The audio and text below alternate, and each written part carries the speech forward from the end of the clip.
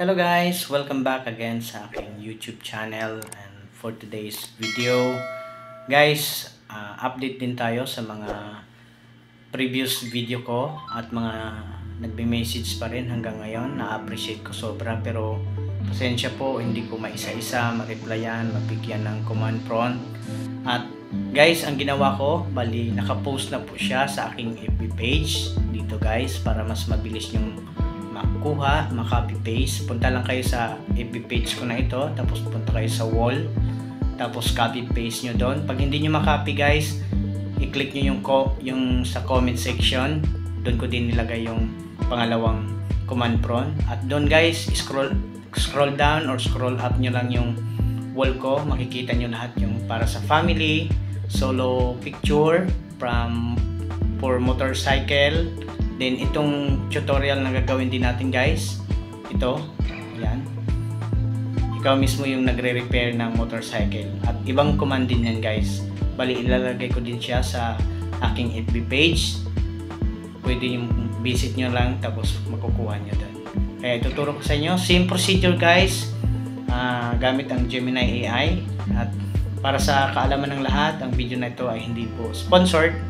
At guys, AI stands for Artificial Intelligence. Kaya magiging maingat din po sa paggamit ito. Huwag gamitin sa masama. Kasi iba ang magiging epekto. Isipin ng maraming beses bago gumawa ng ikakapahamak. Kaya tara, umpisa na natin ang tutorial. Let's go!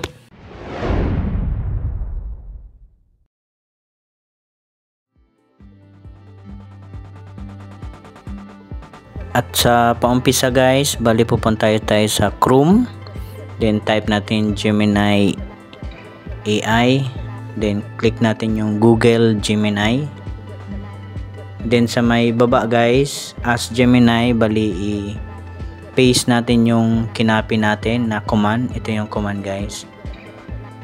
Then next guys, click natin yung plus para mag-upload tayo ng photo. Depende na sa inyo guys kung anong photo yung i-upload nyo.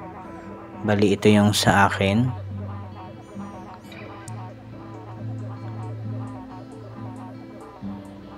Yan, nakakulay pink tayo.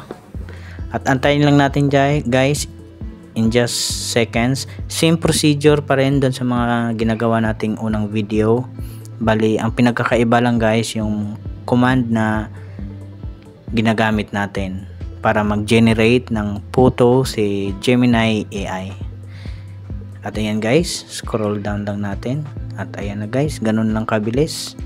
Bali nagre-repair tayo ng motorcycle. Ayan guys, oh. Napakadali lang guys. At ito yung before and after. At ayun guys, ganun lang po siya kadali. Same procedure. Bali magkaiba lang po siya ng command. Bali may makikita tayo sa mga Facebook page na gumagawa. Bali pwede nyong i-click nyo lang yung mga post nila kasi may naka-indicate na doon na command prompt. Pwede nyong gayahin, pwede nyong i-copy paste. Bali magkaiba-iba ang command prompt guys. Kaya thank you for watching and support my YouTube channel. At sa mga nanonood ng aking kauna-unahang video about Gemini AI, grabe guys, nagba-viral tayo. Thank you so much sa support, at makukuha nyo po lahat yung command prompt na free doon sa aking Facebook page. Kaya don't forget to like and subscribe my YouTube channel para updated pa kayo sa mga paparating nating mga vlog, lalong-lalo na sa mga tutorial at random video. Thank you so much guys, at ingat po lagi, and God bless. Bye bye.